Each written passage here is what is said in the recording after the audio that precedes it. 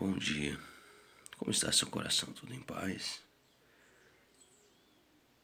Já orou? Já leu a Bíblia hoje? Olha que interessante. 1 Coríntios capítulo 10, versículo 31. Assim, seja comendo, seja bebendo, seja fazendo qualquer outra coisa, fazei tudo para a glória de Deus. Interessante falar sobre comida, né? Comida é algo que muitas pessoas falam mais, digamos assim, no sentido bem banal. As pessoas, na maioria das vezes, fazem isso no automático, né? Porque, pensa, uma coisa que nós fazemos desde criança, em, em praticamente várias posições, de várias maneiras, quase que de maneira instintiva às vezes. Não é uma regra para todo mundo, porque tem pessoas que ficam algum tempo sem comer, nem beber nada. Mas no geral, todas as pessoas comem desde que nasceram. E como não considerar a comida e a bebida algo importante, já que é algo que nós fazemos tanto? Quero fazer uma breve ponderação sobre esse versículo, que é a seguinte: quando comer e beber se torna um pecado? Quando algo que nós fazemos tanto desde que nós nascemos começa a nos, digamos assim, afastar de Deus ou começa a se tornar um pecado? Bem, eu acredito que nós comemos e bebemos para a nossa glória ou então somente pensando em nós, sendo egoístas. Quando nós perdemos a eternidade de vista, eu gosto daquela resolução do Jonathan Edwards, que ele falava que ele manteria a restrição, ou seja, o controle de tudo quanto ele come, de tudo quanto ele bebe. Eu vou deixar essa descrição aqui, essa resolução aqui na descrição do vídeo. Interessante, né? A preocupação de Jonathan Edwards em relação a tudo que ele comia e bebia. Eu acredito que ele estava pensando neste versículo aqui quando ele fez essa resolução. E por que isso é importante? Porque muitas das vezes algumas pessoas mudam até o humor delas em relação à comida. Por exemplo, a pessoa está passando por uma fase difícil. Ela para de fazer o devocional, para de orar, para de ler a Bíblia, não quer cantar, não quer adorar a Deus, porque quem sabe a sua comida preferida, essa pessoa não tem condição de comprar naquele mês. Por exemplo, quando eu era criança, talvez, acho que eu tinha 6 ou 7 anos, não sei. Por aí, acho que era 6 ou 7 anos. Houve momentos onde a minha família só tinha para comer um arroz branco feito no fogão a lenha. Não era nem um fogão a lenha, era 3 tijolos colocados um perto do outro, fazendo uma espécie de U, a letra U. Colocava as madeiras e colocava a panela no chão, acendia o fogo. E é complicado porque você tinha que acender o fogo rápido porque não tinha muito fósforo, né? Se não conseguisse acender o fogo, acabava até o fósforo. Enfim.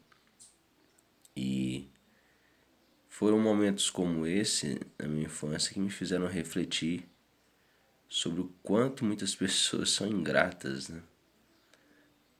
Muitos gostam daquele Salmo 23, né? O Senhor é meu pastor, nada me faltará. E de fato, os filhos de Deus, os cristãos, eles têm tudo que eles precisam, porque Deus cuida deles. Mas o problema é que quando o Senhor prova o nosso coração, nós passamos por alguma espécie de deserto, alguma coisa assim, muitas das vezes saem coisas horríveis. Existem mulheres que chegam a pensar em divórcio por causa de crises financeiras. Outras mulheres chegam a dizer coisas horríveis para os seus maridos, parecendo a mulher de Jó. Não chegam a dizer amaldiçoa esse Deus e morre, mas dizem coisas horríveis. Coisas que realmente machucam. E eu já conheci muitos casais, muitas famílias. Afinal, eu cresci num contexto de igreja com pais pastores. Então eu via muitas famílias. E eu conheci muitas famílias pobres. E eu percebi que uma das coisas que mais machucavam é a mulher ingrata, a mulher que joga na cara do marido problemas financeiros. Eu acredito de todas as coisas que uma mulher pode dizer para um homem, eu creio que essa é a que mais machuca. Então que nós venhamos refletir sobre a glória de Deus e algo que nós fazemos tanto que é comer e beber. Eu acredito que um coração grato, um coração agradecido, consagra a Deus todas as coisas que Ele faz, quer seja uma comida simples ou uma comida, digamos assim, mais sofisticada. Sinceramente, eu me entristeço muito quando alguém pode comer uma comida simples e, digamos assim, dar uma oferta maior na igreja ou então contribuir mais com os missionários. Eu fico triste quando uma pessoa ela pensa só no seu paladar, só, digamos assim, às vezes na ostentação existe muito isso no meio cristão, né? As pessoas não contentam em fazer um churrasco, elas têm que tirar fotos, têm que mostrar para as pessoas o que elas estão comendo, vão num restaurante, enrolei aqui, vão num restaurante comer e, não sei, pede uma pizza de mais de R$ 300, pede uma pizza, sei lá, de R$ 500. Se você me fala, não, mas não existe uma pizza assim, meu amigo. Tem pizza aí até de banana com chocolate, metade com... Enfim, deixa pra lá. Então essas coisas que existem em lugares bem sofisticados, o cristão pode desfrutar disso? Eu acredito que sim, mas ele tem que sondar o coração dele para ver qual a motivação. Por que que eu estou comendo uma pizza de mais de R$ 500 ou algo do tipo? Por que que eu estou indo nesse restaurante onde só a gorjeta do garçom é 10% ou 30%, etc. Eu creio que o cristão, ele é uma pessoa diferente, sabe? Eu não consigo entrar na minha cabeça que um cristão que poderia comer uma comida comum, dando graças a Deus, ele fica triste quando ele não ostenta o alimento que ele come. Então, infelizmente, eu tenho que deixar isso registrado aqui hoje. Eu espero que você não fique magoado ou magoada com o que eu vou dizer. Eu não acredito que seja salvo pessoas que gostam de ostentar comida. Uma coisa é postar uma comida ali, um prato, um café da manhã, alguma coisa bem simples. Outra coisa é realmente a pessoa fazer com a intenção de esnobar, sabe? De mostrar que tem. Sabe, você sai pelas ruas e vê pessoas com os ossos à mostra, crianças vindo da Venezuela andando na rua com seus pais, às vezes chorando porque não tem o que comer. Não estou tentando te sensibilizar a viver uma vida mais simples e comer comidas mais simples. Eu só estou dizendo que é ridículo para mim e quanto mais deve ser ridículo para Deus.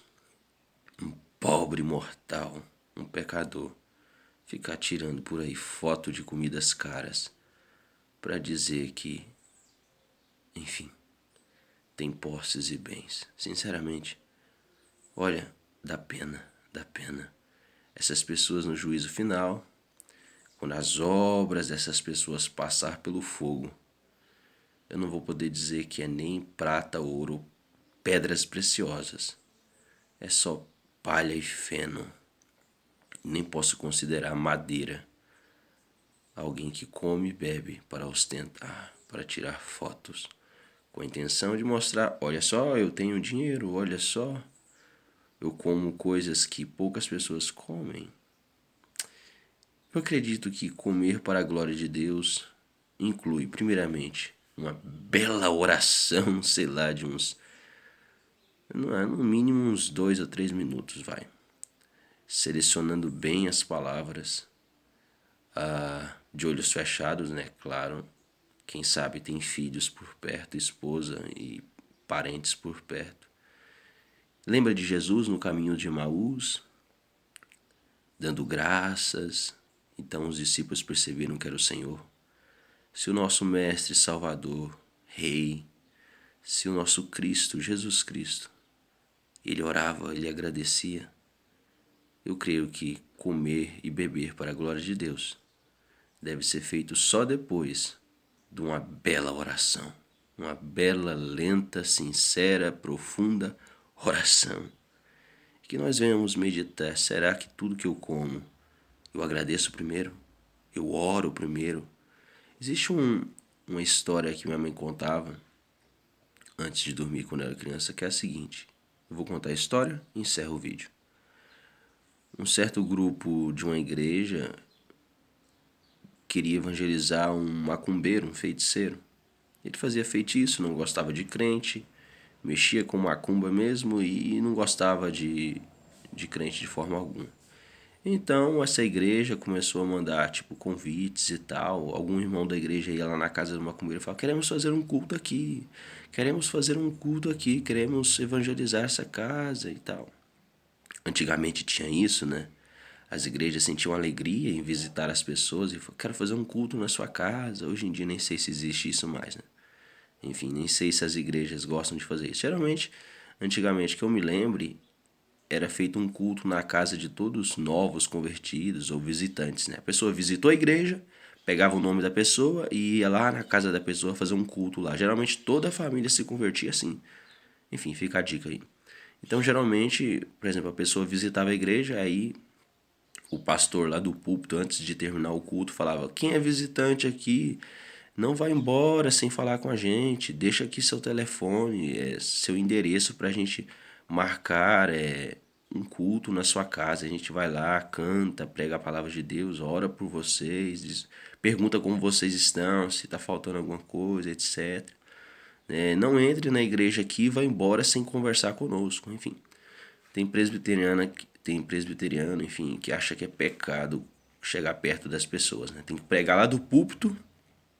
Aí, quando acaba a mensagem, não dá nem bom dia, não pega nem o telefone e tchau. Senão, estou manipulando as conversões, etc. Enfim, vamos lá. Então, é comum antigamente acontecer isso, sabe? Quando chegava um visitante na igreja, pegava o telefone, endereço, vamos fazer um culto na sua casa, e etc. Então, eles ficaram insistindo, insistindo, insistindo, e aquele macumbeiro odiava os crentes, né?